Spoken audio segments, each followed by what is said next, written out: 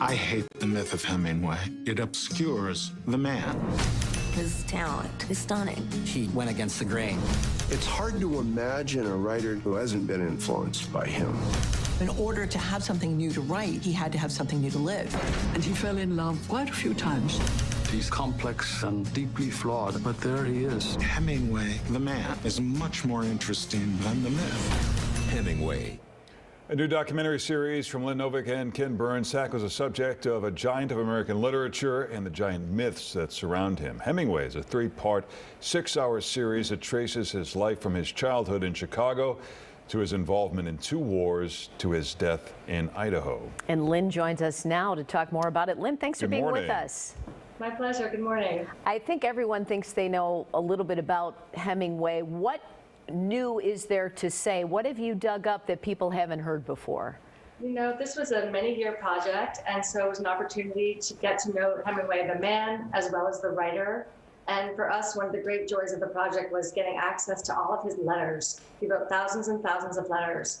And in those letters, you can see him talking to his friends, his family, his enemies, his wives, his lovers, everyone he knew. He was having constant conversations with them. And you hear him speaking in a very informal way, not like he is on the printed page in a beautiful novel. And so we had access to his inner life. And what we were able to see was that he could be anxious, lonely, insecure, vulnerable, funny, mean, generous. You know, we saw every mood of the man. And it was sort of putting together both the myth of Hemingway, which is this super macho guy who liked to hunt and fish and brawl and drink and had, was married 4 times, kind of a larger than life persona. And, what was really behind that, we were able to access, like I said, mostly through the letters. I wonder if the driving force behind everything you just described is from alcohol or depression or concussions or some combination. I think it's probably fair to say it's all of the above. Hemingway did suffer from a kind of anxiety and depression off and on in his life. And he even thought about suicide when he was a young man. His father took his own life when Hemingway was in his late 20s, early 30s. And as we know, Hemingway, again, later took his own life. But it was a combination of alcoholism, many brain injuries through all kinds of different situations in which he had serious concussions, self-medicating, and access to guns, frankly, at the end. It's a tragic unraveling of a great genius who really just became a shell of himself by the age of 60. And I'm sure people in Chicago are always interested to hear what you might have uncovered about his time spent here.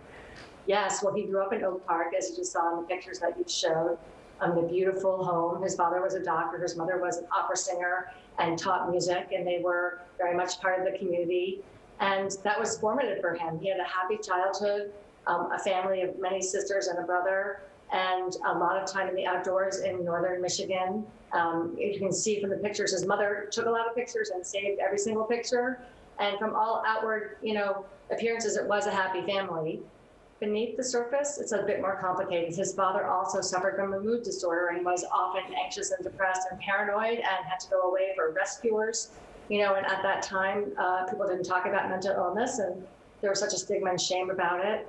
And there's the home in Michigan that meant so much to Hemingway and informed so much of his writing. He also sort of rebelled against the values and mores of the place he grew up, which was a very comfortable, well-to-do suburb.